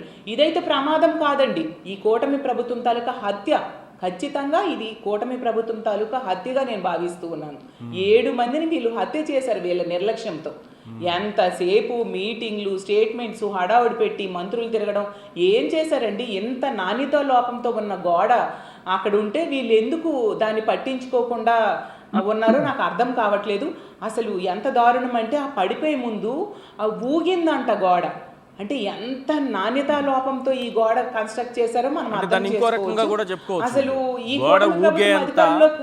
గోడ ఊగేంత పెద్ద వర్షం వచ్చింది, గోడే ఫ్లెక్సీలా ఊగిపోయిందంటే ఎంత పెద్ద వర్షం వచ్చి ఉండాలో చూడండి అని చెప్పుకుంటారు. నిజానికి అంత పెద్ద వర్షం కురిసింది అక్కడ. అక్కడ డ్రిజిలింగ్ మాత్రమే, వర్షం లేదు. డ్రిజిలింగ్ మామూలుగా పడుతున్న వర్షం, పెద్ద భారీ వర్షం కాదు. ప్రతి ఏటా జరిగేదేని సార్, వాళ్ళు చెప్పుకోవడం ఏదైనా చెప్పుకుంటారు సార్, కానీ వీళ్ళ నిర్లక్ష్యం అనేది అడుగడుగునా కనిపిస్తుంది అనే విషయం మనం గమనించాలి సార్. ప్రతి సంఘటన కూడా ఏదో ఒక డైవర్ట్ చేద్దాము, ఈ వాళ్ళ తప్పుని కప్పిపుచ్చుకుందామని ఆలోచిస్తూ ఉన్నారు. వీళ్ళు ఎంతసేపు కూడా పబ్లిసిటీ మీద ఉన్న పబ్లిసిటీ మీద ఉన్న ధ్యాస భక్తుల భద్రత మీద అయితే లేదు అండి. అసలు తీసుకుంటే ఆ గోదావరి పుష్కరాల్లో ఆ రోజు చంద్రబాబు నాయుడు గారు ముఖ్యమంత్రిగా ఉండి పబ్లిసిటీ పిచ్చిలో 29 మంది చనిపోయారు. కృష్ణా పుష్కరాల టైంలో మనం చూసాం ఎన్ని గుడ్లు వీళ్ళు పగలగొట్టడం జరిగింది. అలాగే తిరుపతి లడ్డు విషయంలో కల్తీ జరగకపోయినా జరిగినట్టుగా క్రియేట్ చేసి గత ప్రభుత్వం మీద తప్పు తోసేయడానికి ఎంతగా వీళ్ళు ప్రయత్నించారు ఈ రాష్ట్ర ప్రజలందరూ చూశారు. కోర్టుతో కూడా వీళ్ళు మొట్టికాయలు వేయించుకున్న పరిస్థితి మనం చూసాం. అలాగే తిరుపతి గోశాలలో మనం తీసుకుంటే 100 గోవులు వీళ్ళ నిర్లక్ష్యం వలన, ప్రభుత్వం తాలూకా నిర్లక్ష్యం వలన చనిపోవడం. అలాగే శ్రీకోర్మంలో తాబేళ్లు ప్రభుత్వం తాలూకా నిర్లక్ష్యం, సరైన సంస్కరణ, వాళ్ళ తాలూకా సంరక్షణ లేకపోవడంలా చనిపోవడం. ఇలా వరుస సంఘటనలు జరుగుతున్నాయి. అసలు తిరుపతిలో క్యూ లైన్లో టికెట్ల కోసం, వైకుంఠ ద్వార దర్శనం కోసం ఆ రోజు ఆ తొక్కిసలాట్లో 6 మంది చనిపోతే అందులో ప్రభుత్వ నిర్లక్ష్యం ఎంతగా కనిపిస్తూ ఉంది కదా. మరి అది జరిగిన 4 నెలల్లోనే మళ్ళీ ఎంత 7 మంది చనిపోవడం అంటే అడుగడుగునా వీళ్ళ వైఫల్యం, వీళ్ళ నిర్లక్ష్యం అనేది క్లియర్ గా కనిపిస్తూ ఉంది. ఇది చాలా దారుణం. ప్రజలందరూ కూడా చాలా బాధపడుతున్నారు. ఇలాంటి ప్రభుత్వాన్ని ఎందుకు ఓట్లేసి మేము గెలిపించుకున్నామని ప్రజలు ఈ రోజు బాధపడుతూ ఉండే పరిస్థితి ఉంది సార్. ఇది చాలా అంటే ఇంత సంఘటన జరిగినా తూతు మంత్రంగా ఎక్కడి నుంచో సీఎం గారు ఒక సమీక్ష చేసేసి 25 లక్షల కాంపెన్సేషన్ ఇచ్చేయడం ఏంటి సార్? ఆ రోజు జగన్మోహన్ రెడ్డి గారు తీసుకుంటే ఎల్జీ పాలిమర్స్ లో చనిపోయిన వాళ్ళకి ₹1 కోటి ఇవ్వడం జరిగింది. మేము డిమాండ్ చేసినాం. మా జగన్మోహన్ రెడ్డి గారు కూడా ఈ రోజు వచ్చి ₹1 కోటి ఇవ్వాలి అని డిమాండ్ చేయడం జరిగింది. రేపొద్దున జగనన్న మళ్ళీ సీఎం అయ్యాక వీళ్ళు ఇచ్చిన 25 లక్షలు కాకుండా ఇంకా బ్యాలెన్స్ అమౌంట్ ఇస్తాము అని చెప్పడం జరిగింది. అంటే పేద ప్రజల మీద వీళ్ళకి బాధ్యత లేదు. ఎంతసేపు 99 రూపాయలకే క్వార్టర్ మధ్య అమ్ముదామా దాని మీద శ్రద్ధ, లేదా 90 పైసలకి ఏదో భూములు అమ్మేద్దాము, ఇలాంటి దాని మీద ఉన్న శ్రద్ధ భక్తుల మనోభావాలని గౌరవించడం మీద, భక్తుల భద్రత మీద, ప్రజల ప్రాణాలని కాపాడడం మీద ఎంతసేపు లేదండి. ఏ అడుగడుగునా కూడా ప్రభుత్వం తాలూకా నిర్లక్ష్యం, మంత్రుల తాలూకా నిర్లక్ష్యం, అధికారుల నిర్లక్ష్యం, పోలీసుల తాలూకా నిర్లక్ష్యం ఈ సంఘటనలో పూర్తిగా కనిపిస్తుంది. రామ్నాథ్ గారు ఒక 2 minutesలో కన్క్లూడ్ చేయండి. అసలు చంద్రబాబు నాయుడు గారు దీనిపైన నివేదిక తెప్పించుకుంటారంట. అసలు ఎవరు బాధ్యత తీసుకుంటారు, ఎవరిపైన చర్యలు తీసుకుంటారు, చర్యలు తీసుకునే అవకాశం ఉందా, మళ్ళీ భవిష్యత్తులో ఇలాంటి ఘటనలు చూడాల్సిందేనా, దీన్ని ఏదో రకంగా నెమ్మదిగా డైవర్షన్ పాలిటిక్స్లో భాగంగా దీన్ని కూడా పక్కదారి పట్టించి ప్రజలు మర్చిపోయేలా చేస్తారా? ఈశ్వర్ గారు, ఇంత పెద్ద ఘటన జరిగిన తర్వాత ఈ రోజు కాకపోయినా రేపైనా ఏమన్నా వస్తారేమో, నేను ముఖ్యమంత్రి గారు వస్తారేమో అనుకున్నాను. కానీ 6:22 ఈనాడు వెబ్సైట్ లోనే అప్లోడ్ చేశారు. ప్రజలు గర్వంగా చెప్పుకునేలా అమరావతి నిర్మిస్తాం సీఎం చంద్రబాబు నాయుడు. రాష్ట్ర ప్రజలు గర్వంగా చెప్పుకునేలా రాజధాని అమరావతి నిర్మిస్తామని ముఖ్యమంత్రి చంద్రబాబు నాయుడు అన్నారు. ఎల్లుండి జరిగే అమరావతి పనుల పునఃప్రారంభానికి పెద్ద సంఖ్యలో తరలిరావాలని పిలుపునిచ్చారు. ఈ మేరకు తెలుగుదేశం పార్టీ ఎంపీలు, ఎమ్మెల్యేలు, ఎమ్మెల్సీలతో టెలికాన్ఫరెన్స్ నిర్వహించారు. వీళ్ళు ఈ పని మీద బిజీగా ఉన్నారు. ఎల్లుండి అమరావతిలో కార్యక్రమం మీద బిజీగా ఉన్నారు కాబట్టి ముఖ్యమంత్రి గారు ఇది చేస్తున్నారు. ఇంకో విషయం, హోంమంత్రి గారు, లాస్ట్ పాయింట్, హోంమంత్రి గారు మేము అక్కడ ఏమిటితో కట్టారు, ఎలా కట్టారని మేము చూసుకోగలుగుతాము అంటున్నారు. ఇది చాలా డేంజరస్ స్టేట్మెంట్. దీన్నే ఇతర దానిలోకి అప్లై చేస్తే రేపు ప్రభుత్వం పోలవరంలో ఏదైనా నాశరకం పనులు జరిగాయి అనుకోండి, అప్పుడు ముఖ్యమంత్రి గారు కూడా చెప్పొచ్చు కదా, నాకేం సంబంధం, పోలవరం నేను పోయి అక్కడేమో నుండి చేయించానా, అక్కడ నుండి నిర్మాణం చేసేవాళ్ళు, కాంట్రాక్టర్లు, పనిచేసే వాళ్ళు ఏం చేశారో నాకేం తెలుసు అనొచ్చు. అమరావతిలో నిర్మాణాలు ఏదైనా తేడా వచ్చినప్పుడు ఇదే సిద్ధాంతాన్ని అప్లై చేయవచ్చు. యాక్చువల్లీ రైలు ప్రమాదాలు జరిగితే మంత్రులే రాజీనామాలు చేశారు గతంలో, కేంద్ర మంత్రులు. మేము వెళ్ళి అక్కడ నుండి చేసామా, మేము అక్కడ నుండి చూసామని ఎవరు అనలేరు. కానీ హోంమంత్రి గారు మాత్రం ఈ స్టేట్మెంట్ ఇవ్వడం చాలా దారుణం. ముఖ్యమంత్రి గారు కంప్లీట్ గా ఫోకస్ తప్పకూడదు, అమరావతి మీదే దృష్టి ఉండాలని చెప్పి ఈ ఇష్యూను తగ్గించేలా, దీని తీవ్రత తగ్గించేలా వ్యవహారం నడుపుతూ ఉన్నారు. ఇంత జరిగిన తర్వాత అమరావతి గురించి టెలికాన్ఫరెన్స్ నిర్వహించారు అంటే మన ముఖ్యమంత్రి గారు ఈ విషయం మీద ఏ బాధ్యత, ఎంత మేరకు బాధ్యత ఉన్నారో మనం అర్థం చేసుకోవచ్చు. ఈశ్వర్ గారు right, thank you sir. Ramnath గారు ఒక్క నిమిషం ఒకటి కంక్లూజన్ చేద్దామండి. ఇప్పుడు ఈ దుర్ఘటన నిజంగా రాష్ట్ర ప్రభుత్వం చాలా అరిష్టంగానే భావిస్తున్నాము. ఒకటి, ఈ విషయం రామచంద్ర మోహన్ గారు అక్కడ ఎందుకు వచ్చారన్న విషయాన్ని ఒకసారి గమనిస్తే, ఇక్కడ భూములు గాని, రత్నాలు గాని, ఈ పూసపాటి జమీందారులు గాని, బొబ్బిలి జమీందారులు గాని చాలా ఇచ్చారనమాట. ఇవన్నీ కూడా ఒక అఖిలపక్ష సమావేశంలో దీనికి శ్వేతపత్రం విడుదల చేయాలని చెప్పి మేము డిమాండ్ చేస్తున్నాం. ఎందుకంటే మన జగన్మోహన్ రెడ్డి గారు గోడ కడితే ప్రాణాలు పోస్తారు, చంద్రబాబు నాయుడు గారు గోడ కడితే ప్రాణాలు తీస్తారు అన్న అంశాలని రాష్ట్ర ప్రజలందరూ కూడా తెలుసుకున్నారని తెలియజేస్తున్నారు. Okay, right. Thank you sir. Jwalapuram Srikanth గారు చర్చలో పాల్గొన్నందుకు, వరదు కళ్యాణి గారు థ్యాంక్ యూ మ్యామ్, రామ్నాథ్ గారు థ్యాంక్ యూ అండి, అలాగే నాగమల్లేశ్వరి గారు థ్యాంక్ యూ మ్యామ్ ఇవాళ చర్చలో పాల్గొన్నందుకు. ఇది వాళ్ళ చర్చా కార్యక్రమం చూస్తూనే ఉండండి సాక్షి టీవీ.